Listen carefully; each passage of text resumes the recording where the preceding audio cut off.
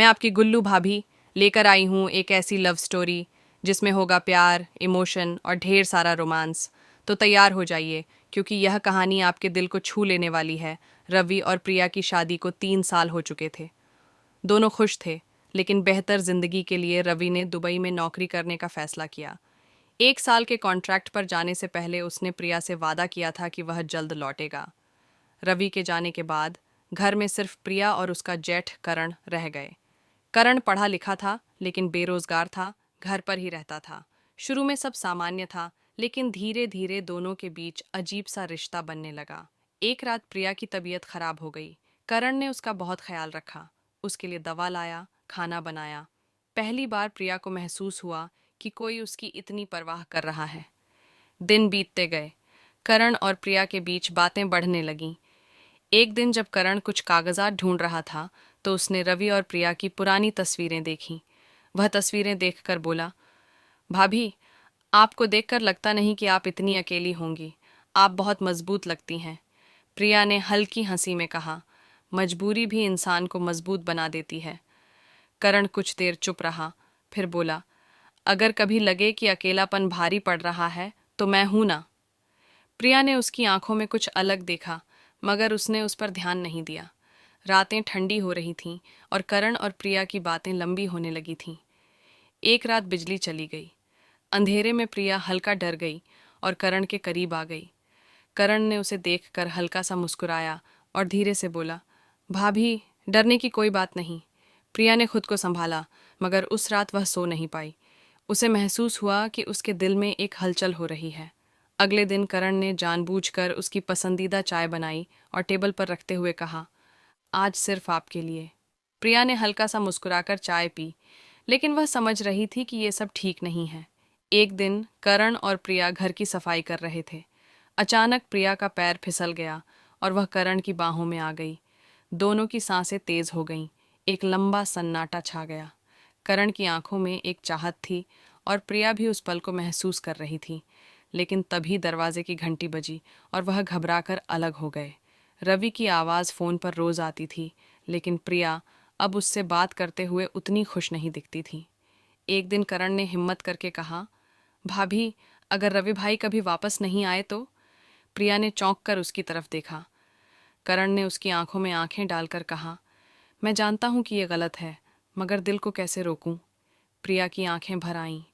वह कुछ नहीं बोली और वहां से चली गई।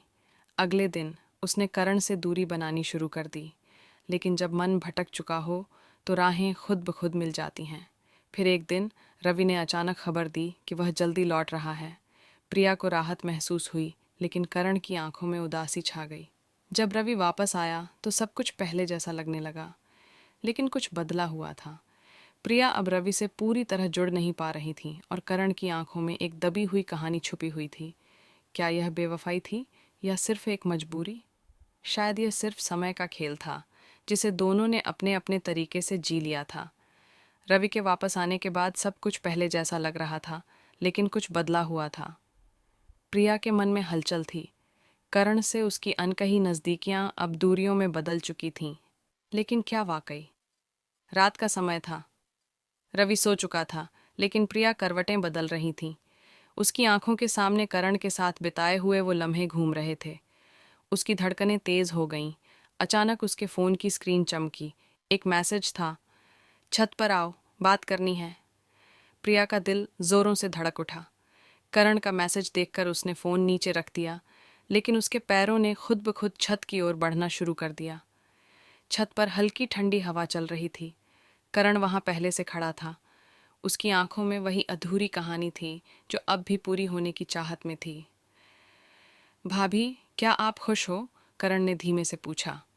प्रिया कुछ बोल न सकी। उसकी आंखें जवाब दे रही थीं, लेकिन होंठ खामोश थे। करण एक कदम आगे बढ़ा और प्रिया के करीब आ गया। मैं तुम्हें भूल नहीं पाया, और तुम? करण ने धीरे से कहा। प्रिया की सांसें तेज हो गईं। करण की नज़दीकियां उसे झकझोर रही थीं। उसने खुद को रोकने की कोशिश की, लेकिन मन की दीवारें अब गिर रही थीं। अचानक करण ने उसका हाथ पकड़ लिया। प्रिया ने विरोध नहीं किया।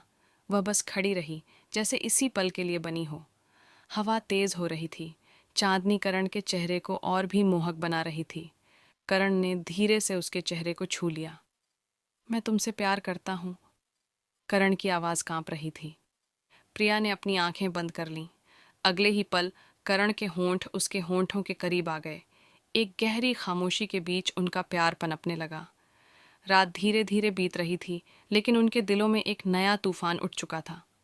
अब सवाल था, क्या ये रिश्ता वाकई कोई मजबूरी थी या एक ऐसा प्यार जिसे अब तक दबाकर रखा गया था। रात की ठंडी हवाएं चल रही थीं, लेकिन करण और प्रिया के बीच एक अलग ही तपिश थी। करण ने धीरे से प्रिया का हाथ पकड़ा और उसे अपने करीब खींच लिया। भाभी, मैं अब और नहीं रुक सकता। करण की आंखों में तड़प साफ झलक रही थी। प्रिया ने उसकी आंखों में देखा। यह वही आंखें थीं जो पिछले कुछ महीनों से उसके हर भाव को समझ रही थीं, उसे अकेलेपन से बाहर निकाल रही थीं। लेकिन यह सही था या नहीं, यह सवाल अब उसके मन में कहीं खो। करण ने धीरे से उसकी कमर पर हाथ रखा और उसे अपनी बाहों में भर लिया। प्रिया ने कोई विरोध नहीं किया। वह बस उस पल को जी लेना चाहती थी जिसमें वो और करण साथ थे। रात गहरी होती जा रही थी और उनके बीच की दूरियां मिट रही थीं। करण ने हल्के से उसके चेहरे को अपने हाथों में लिया और उसके होंठों पर अपने होंठ रख दिए। एक मीठी सिहरन दोनों के बदन में दौड़ गई। प्रिया की उंगलियां करण की पीठ पर कस गईं। कुछ देर बाद कमरे में सिर्फ धीमी सांसों की आवाज़ थी। करण ने उसकी साड़ी का पल्लू हल्के से हटाया और प्रिया ने धीरे से अपनी आंखें बंद कर लीं। अब कोई सवाल नहीं था, कोई डर नहीं था, बस एक एहसास था जो दोनों को अपनी गिरफ्त में ले चुका था। सुबह की पहली किरण खिड़की से अंदर आई और प्रिया की आंखें खुलीं। उसके पास करण सोया हुआ था।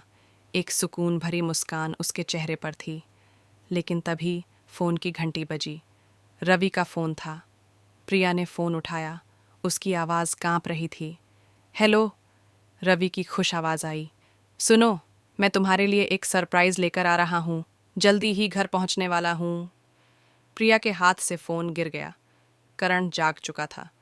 उसने प्रिया की आंखों में देखा जो अब चिंता से भरी थीं। भाभी, अब क्या होगा? करण ने धीमे से पूछा। प्रिया कुछ नहीं बोली। वह बस खिड़की से बाहर देख रही थी। रात जो बीत चुकी थी उसे अब कोई वापस नहीं ला सकता था। लेकिन आने वाला कल, क्या वह उस गलती को मिटा पाएगी? शायद नहीं। तो दोस्तों, यही थी आज की लव और रोमांस से भरी कहानी। अगर आपको पसंद आई हो तो सब्सक्राइब ज़रूर करें, प्यार भरा लाइक, कमेंट और शेयर ज़रूर करें। मैं आपकी गुल्लू भाभी फिर मिलूंगी एक नई और मज़ेदार कहानी के साथ। तब तक के लिए ढेर सारा प्यार।